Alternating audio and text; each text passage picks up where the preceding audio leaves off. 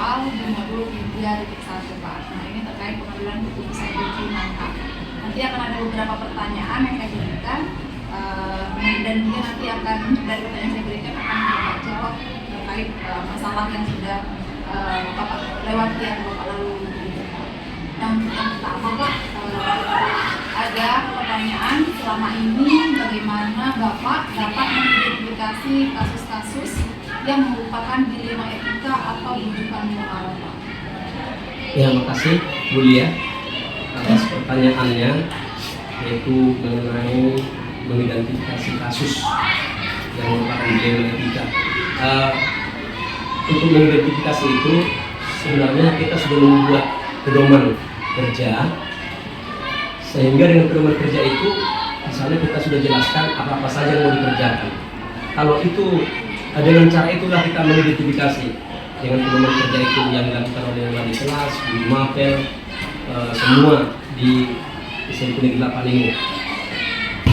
Sehingga dengan itulah kalau mereka melakukan pelanggaran pedoman kerja itu, itulah yang menjadi kasus yang perlu kita selesaikan. Dan di sana juga di dalam pedoman kerja itu kita sudah buat prosedur penanganan terhadap kasus-kasus yang muncul ataupun yang ke permukaan yang harus kita selesaikan. Jadi itulah salah satu cara mengidentifikasi dengan pedoman kerja itu.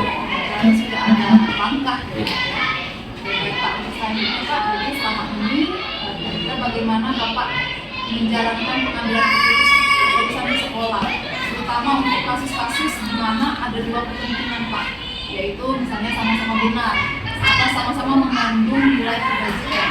Kira-kira bagaimana Pak? Ya, jadi sesuai dengan identifikasi tadi, akan kita ada masalah, berarti kita harus secepatnya membuat satu keputusan yang mungkin mengalami dilema, yang mengandung nilai yang benar dalam masalah itu, yang harus kita selesaikan. Di dalam hal ini sesuai dengan identifikasi tadi, kesalahan tingkat di mana. Kalau itu masalah di mapel, diselesaikan mapel. Kalau itu sudah sampai ke BK, maka BK nanti menyelesaikan. Kalau tidak perlu selesai di tingkat BK, berarti harus sampailah ke kepala sekolah. Ya, dalam hal ini yang sebagai kepala sekolah, kita melihat efek daripada keputusan yang akan kita buat. Kalau memang itu perlu kita bina sesuai dengan masukan, itu nanti kita serahkan kepada guru agama. Kalau itu tentang moral, ya kita serahkan kepada guru agama. Kalau memang masalah etika, ya kita serahkan kepada BK. Dan kita menentukan dalam hal ini sama seperti tadi, bahwa guru BK itu mereka sudah punya tugas masing-masing. Jadi ketika nanti ada kasus, ya di situ kita lihat guru BK-nya mencatat, sehingga anak itu nanti menjadi pantauan khusus, pembinaan khusus. Itu sejak BK sudah ada, kita sudah dilaporkan di sini, ya, sudah ada teridentifikasi masalah-masalah, ada bully, ada ini sejak BK sudah melaporkan itu pengamatan khusus, sehingga nanti tidak ada salah di dalam hal pengambilan keputusan. Jadi kita punya informasi per data yang benar terhadap apa yang sudah terjadi, dan kita buat keputusan, kita bicarakan di tingkat guru BK dengan guru agama. Apakah memang itu pembinaan khusus, apakah itu memang harus kita keluarkan atau haruskah dia skor. Nah, itu sesuai dengan identifikasi. Dan itu pun kita buat keputusan, bukan ujuk-ujuk kita langsung putuskan, tapi kita lihat dulu rekam jejak anak itu, pantauan yang sudah dilakukan oleh guru BK masing-masing. Itu yang bisa kami buat kebijakan, sehingga nanti kebijakan itu tidak salah atau tidak bisa merugikan kepada si anak. Baik Pak, jadi Pak terkait yang sudah Bapak jelaskan tadi, sebenarnya sudah ke pertanyaan ketiga, langkah-langkah ya Pak, atau prosedur seperti apa yang bisa Bapak lakukan selama ini terkait penyelesaian dari kasus yang itu tadi gitu ya Pak ya. Tapi tadi ada ke guru dulu, wali kelas ya Pak ya, nanti ke ambil alih ke guru BP ya Pak ya, nanti ke sekolah untuk menindaklanjuti masalah tersebut. Oke Pak, untuk pertanyaan selanjutnya yaitu hal-hal apa saja selama ini yang Bapak anggap efektif dalam pengambilan keputusan pada kasus-kasus di rumah ini, Bapak? Nah, jadi kalau mengenai yang lebih efektif menurut saya, ya seperti yang tadi, data daripada guru BK itu memang betul-betul harus terkonfirmasi dia, terdata dia. Iya, terdata dulu dia. Ini yang kita kita buat dalam kasus-kasus itu, makanya seperti ini sudah punya data semua. Jadi ketika dia melakukan sesuatu melanggar etika, ini kita lihat rekam jejaknya, ini kita bina sehingga kasus-kasus itu bisa terselesaikan dengan baik, terkonfirmasi dengan guru mata pelajarannya, guru wali kelasnya, baru guru BK dengan sampai kepada kepala sekolah. Jadi kepala sekolah itu keputusan terakhir lah. Ya. Nah Pak, selanjutnya ini hal-hal apa saja yang selama ini merupakan tantangan Pak dalam mengambil keputusan pendidikan? Karena kita ketahui pengambilan keputusan ini tidak mudah ya. Kira-kira ada nggak Pak tantangan yang Bapak ada di dalam mengambil keputusan ini? Tantangan itu sebenarnya banyak ya, sehubungan dengan sekarang ada paradigma sekolah itu tidak boleh lagi dengan kekerasan. Ini menjadi tantangan. Sementara si guru belum tentu bisa terima karena mungkin dia tersinggung perlakuan si anak kurang menghormati si gurunya. Walaupun demikian, kita buat solusinya, kita buat pedoman kerja itu secara menyeluruh. Jadi itu menjadi rujukan bagi si guru untuk melakukan tindakan di dalam kelas, sehingga nanti tidak terjadi seperti tadi dilemanya tadi, siswa juga tentangan juga, karena siswa tidak terima diperlakukan kerja bully, kekerasan, baik bersifat verbal maupun fisik. Nah, ini itu tangan karena merubah paradigma. Kalau di zaman kita itu kan ya kekerasan fisik itu masih sering terjadi, mencubit, yang kita anggap itu dulunya itu masih wajar-wajar normal mencubit, tapi dalam pendidikan sekarang ini kan sudah nggak bisa lagi. Nah, jadi ini tantangan. Jadi kita coba dalam hal ini sudah kita buat kebijakan, kita tetap mensosialisasikan kepada guru bahwa stop itu namanya kekerasan, bully juga, karena guru juga bisa kadang-kadang salah mengucapkan, akhirnya si anak tersinggung sehingga dia konsentrasi belajarnya terganggu. Demikian juga tantangan yang paling berat lagi, yaitu kepada termasuklah stakeholder di pendidikan itu, termasuk LSM, komite, ini karena ya, jadi mereka mungkin seperti LSM itu melihat satu sisi tanpa mendapatkan informasi yang valid dari kasus itu. Akhirnya mereka mencoba mempermasalahkan, memperlebar masalah itu yang sebenarnya nggak boleh seperti itu, karena itu akan mengakibatkan trauma bagi si anak kalau sampai itu terungkap ke permukaan. Itu mungkin LSM nggak paham, tapi kita melalui pendidikan itu kita coba kita coba jangan sampai anak itu trauma di luar sana sampai dibully lagi. Iya, komunikasi dia sampai keluar. Nah, ini kadang-kadang yang namanya LSM itu nggak peduli hal itu, nggak maukah mereka itu bagaimana anak itu dalam hal psikologinya di luar sana. Tapi kita tetap selalu bagaimana penyelesaian itu jangan sampai mengakibatkan dampak negatif kepada si anak itu dalam kasus-kasus tertentu seperti itu. Selanjutnya ini ada pertanyaan, apakah Bapak memiliki sebuah tata cara atau jadwal tertentu Pak dalam menyelesaikan kasus di rumah etika ini? Dan apakah Bapak langsung menyelesaikan di tempat atau memiliki sebuah jadwal untuk menyelesaikan Bapak? Dan bentuk atau prosedur seperti apa Pak yang Bapak jalankan?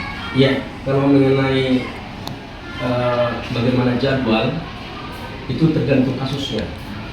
Kalau kasusnya itu contohnya pemukulan, itu harus diselesaikan cepat supaya jangan sampai pihak luar campur tangan di dalam kasus ini, jangan sampai melebar. Kalau kasus itu melibatkan orang tua, harus kita konfirmasi dulu sama orang tua yang bersangkutan bagaimana penyelesaian secara kekeluargaan. Jadi ini kalau jadwalnya itu dia ada, kita buat jadwalnya, cuman kita melihat daripada spesifik persoalan itu. Kalau kita tunda bisa saja mengakibatkan lebih parah lagi atau terjadi lagi perkelahian di luar. Jadi kalau untuk penanganannya ya kita hadirkan dulu semua dari BK-nya, apakah memang layak ini kita hadirkan orang tua atau sampai di mana, itu tergantung daripada masukan dari guru BK masing-masing.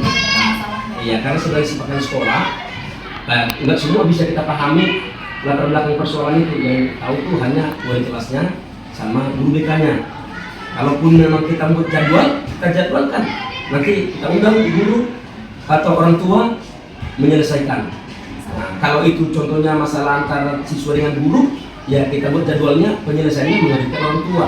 Kalau itu dengan pihak luar, masalahnya ya kita jadwalkan untuk pertemuan penyelesaian secara keluargaan antara pihak sekolah dengan pihak luar, seperti itu. Ini sudah ada lah ya Pak, ada juga nanti studi kasusnya. Oke, selanjutnya Pak, adakah seseorang atau faktor-faktor yang selama ini membantu Bapak atau untuk mempermudah Bapak dalam pengambilan keputusan dalam kasus ini? Ya, yang mengenai yang membantu seseorang atau apa, mempermudah, ya jelas. Karena kepala sekolah itu kan merupakan topnya di sekolah, dan yang tahu persis itu kasus-kasus yang terjadi di sekolah adalah guru dengan juga guru BK. Jadi yang jelasnya memang kami dibantu, karena saya sebagai pimpinan mengambil keputusan itu bukan sembarangan kita membuat keputusan, harus data informasi yang valid dan yang bisa dipertanggungjawabkan. Sehingga ya dengan itulah saya terbantu, karena guru-guru kita sudah menyiapkan, bahkan guru BK sudah mempunyai data-data, ada pantauan khusus. Iya, jadi mereka punya tanggung jawab. Anak itu ketika bermasalah, rekam jejaknya sudah kita tahu, sehingga kita sebagai pimpinan tidak membuat keputusan yang merugikan anak didik maupun yang lain yang bermasalah. Nah itu yang jelas terbantu. Ya mungkin kepala sekolah serba super tahu semua masalah itu, karena masalah itu banyak. Karena kepala sekolah itu tugasnya kan di sekolah dan di luar. Nah jadi pihak luar juga, LSM dan stakeholder lah, itu harus bisa sebagai kepala sekolah berkolaborasi dalam penyelesaian masalah. Begitu.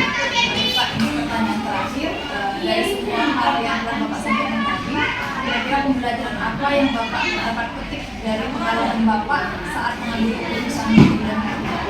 Ya, ini memang kalau kita lihat, namanya masalah itu akan ada hikmahnya, ya. Hikmah ini adalah menjadi pengalaman di dalam hal penyelesaian dilematika di sekolah. Tapi yang penting kalau kita lihat sebagai pimpinan itu tidak bisa menyamaratakan masalah itu terhadap tindakan yang kita lakukan terhadap yang bersangkutan, karena beda-beda. Psikologinya juga berbeda, tingkat penerimaan siswa juga berbeda, bahkan orang tua juga berbeda-beda. Jadi kita lihat psikologinya masing-masing, baik orang tua maupun siswa maupun gurunya. Jadi semua itu kita mempunyai hikmah. Artinya semakin banyak masalah kita selesaikan, semakin banyak pengalaman yang kita dapatkan, sehingga pembuatan keputusan itu semakin lebih matang. Karena keputusan itu harus berdasarkan pengalaman-pengalaman masa lalu untuk memutuskan ke masa yang akan datang. Seperti itu. Baik Pak, terima kasih Pak. Jadi sudah ada beberapa pertanyaan tadi yang sudah Bapak berikan dan juga sudah Bapak sampaikan tentang Bapak terkait dengan keputusan ini. Saya Pak Mulia, terima kasih banyak atas waktu Bapak yang Bapak berikan kepada saya. Izin Pak dari Kepala Sekolah SMP Negeri 8 ini dalam sudah membantu saya menyelesaikan tugas demonstrasi kontekstual menurut saya. Terima kasih Pak, selamat siang. Ya, saya ucapkan terima kasih juga.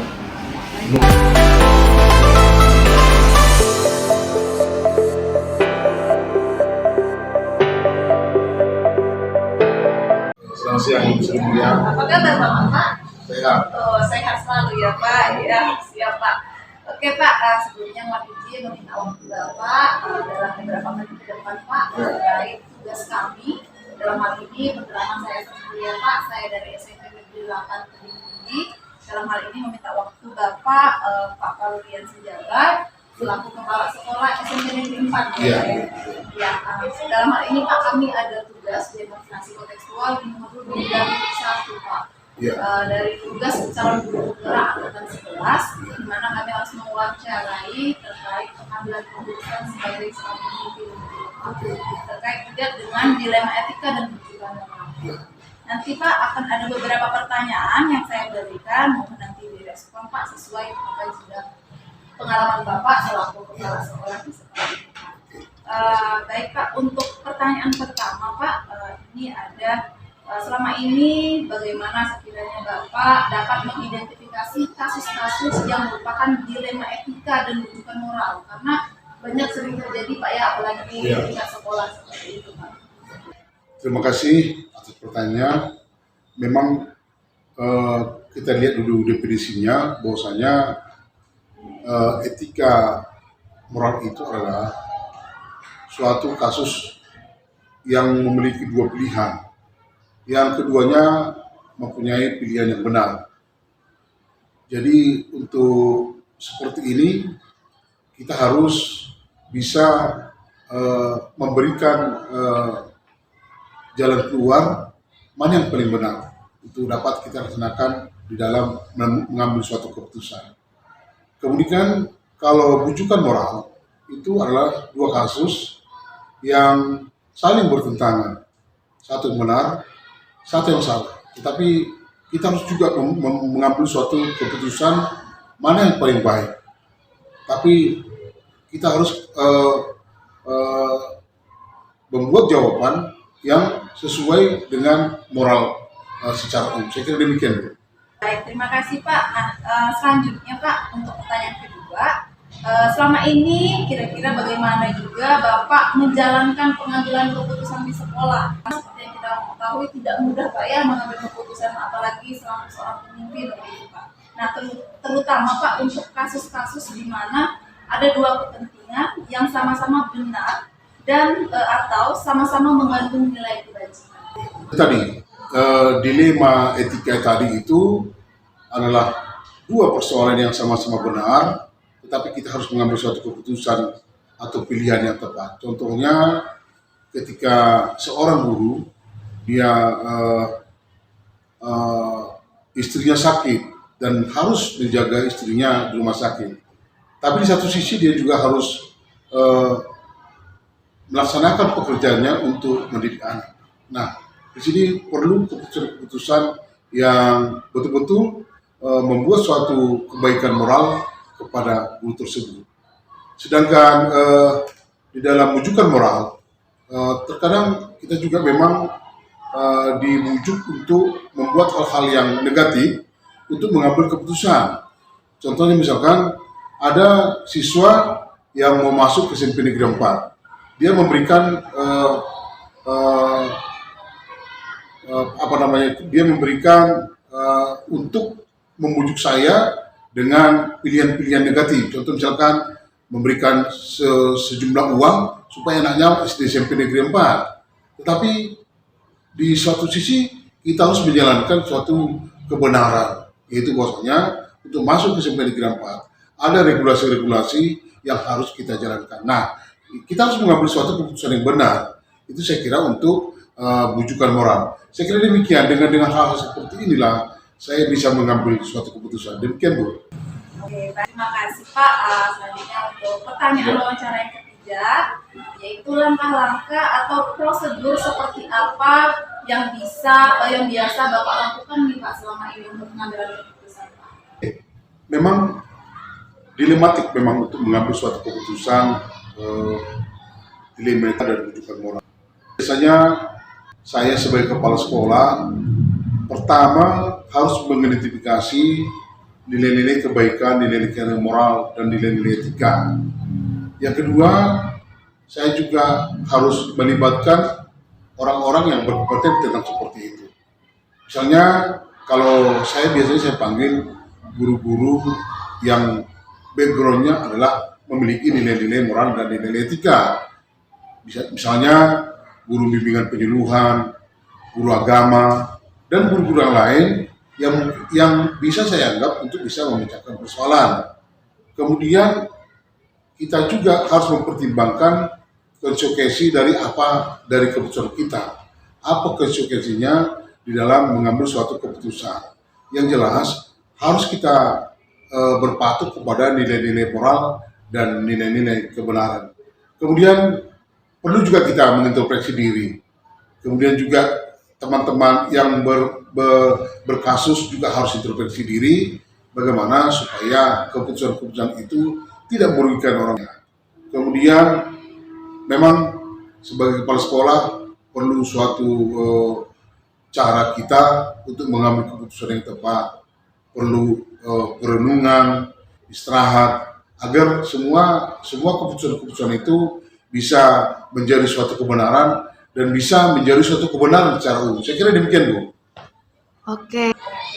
Nah, untuk keempat Pak, ini berkaitan juga dengan keseharian ya. Kira-kira hal-hal apa saja yang selama ini Bapak anggap efektif nih Pak untuk mengambil keputusan pada kasus-kasus terkait dilema ini?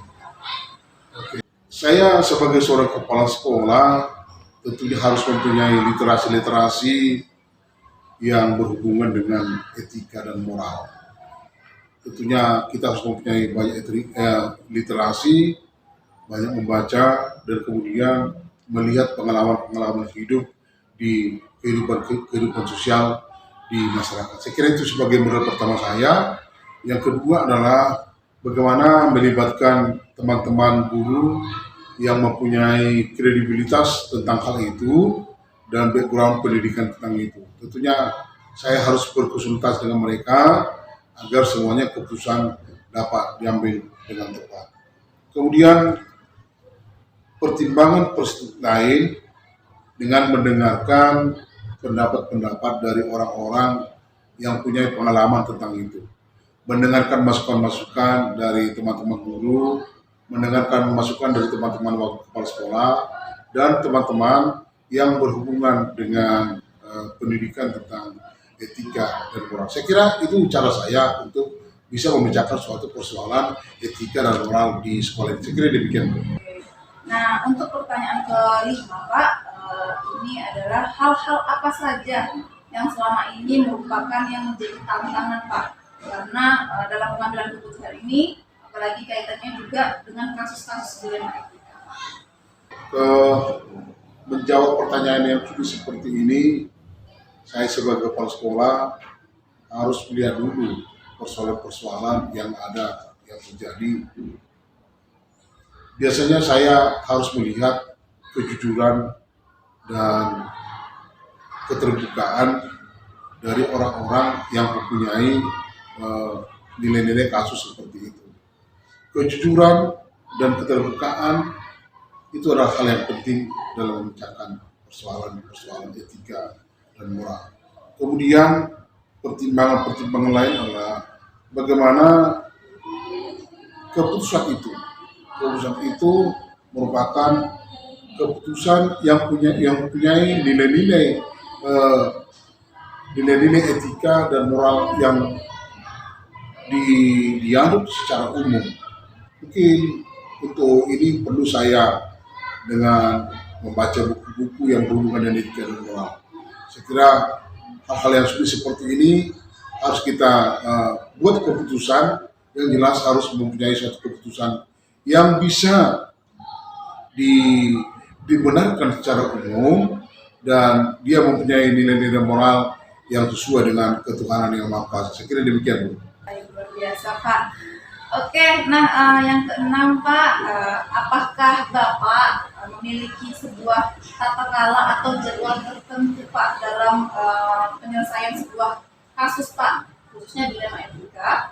Dan kira-kira Pak, apakah Bapak langsung menyelesaikan di tempat atau Bapak memiliki jadwal khusus untuk menyelesaikannya Pak? Nah, ya kira-kira Pak, bentuk dan prosedurnya seperti apa yang Bapak jalankan Pak? Wah, ini pertanyaan yang sangat bagus ini. Bagaimana mengambil suatu keputusan?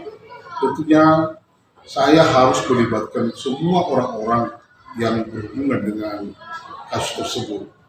Karena hasil dari suatu keputusan tidak menjadi merugikan orang-orang lain, tetapi bisa menjadi suatu keputusan yang adil dan yang jelas harus melibatkan orang-orang yang berkompeten dengan kasus etika dan moral.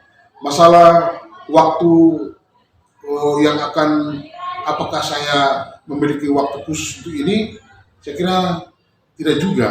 Tetapi yang jelas saya harus bisa merenungkan hasil dari apa yang akan terjadi. Tidak membuat suatu keputusan dengan tergesa-gesa. Karena ini menyangkut masalah etika dan moral yang ditinjau dari berbagai perspektif, dari berbagai sisi untuk mengambil suatu keputusan. Tidak bisa kita gegabah untuk mengambil suatu keputusan yang akhirnya bisa merugikan orang lain secara sosial, secara etika, dan secara moral. Saya kira demikian, Bu. Oke, baik Pak. Nah, untuk selanjutnya pertanyaan ke-7 ini Pak, adakah seseorang faktor-faktor yang selama ini mempermudah atau membantu Bapak dalam pengambilan keputusan dalam kasus-kasus dilema etika? Karena memang kita tidak bisa Pak ya untuk mengambil keputusan itu biasanya dari kita sendiri atau bagaimana? Ini juga pertanyaan yang sangat bagus ini, karena mengambil suatu keputusan itu yang adalah dia mengandung nilai-nilai kebenaran dan nilai-nilai ketuhanan yang harus kita pegang.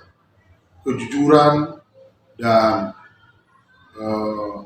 banyak membaca literasi-literasi, kemudian masukan-masukan dari orang lain untuk mengambil suatu keputusan adalah sangat penting untuk bagaimana kita mengambil suatu keputusan. Saya kira. Terima kasih Pak. Oke, selanjutnya pertanyaan terakhir ini Pak. Ya, dari semua hal yang telah Bapak sampaikan, ada pembelajaran Pak. Kira-kira apa pembelajaran yang Bapak bisa petik dari pengalaman Bapak dalam mengambil keputusan dilema etika? Ya, ada suatu kesenangan yang sangat hakiki dalam hidup saya ketika saya mengambil suatu keputusan yang benar, yang bisa mengambil suatu keputusan yang kebenaran secara umum dan moral. Jadi itu membuat saya bangga dan kita sepertinya berhasil, dan itu adalah hal yang sangat hakiki dalam kehidupan saya. Pengalaman hidup saya yang sudah hampir umur saya sekarang 58 tahun membuat saya menjadi banyak introspeksi, banyak mengambil suatu hal-hal yang baik, pengalaman hidup dalam kehidupan saya untuk mengambil suatu keputusan. Dan ini selalu saya tularkan, saya turunkan kepada teman-teman guru bagaimana mengambil suatu keputusan dengan tidak emosional, tetapi harus dengan kepala dingin yang harus sesuai dengan nilai-nilai kebenaran, nilai-nilai ketika yang benar, dan nilai-nilai moral. Dan harus sebagai manusia beragama kita harus mengambil suatu keputusan dengan nilai-nilai ketuhanan yang Maha Kuasa. Saya kira demikian, Ibu. Baik Pak, terima kasih Pak untuk Bapak sudah menyediakan saya wawancarai. Semoga nanti dari respon Bapak dapat membangun kami selaku calon guru penggerak nanti yang datang bisa belajar bagaimana pengalaman sudah Bapak lalui bisa kami terapkan nanti. Terima kasih Pak untuk Pak. Terima kasih Pak. Selamat siang. Ya, selamat siang.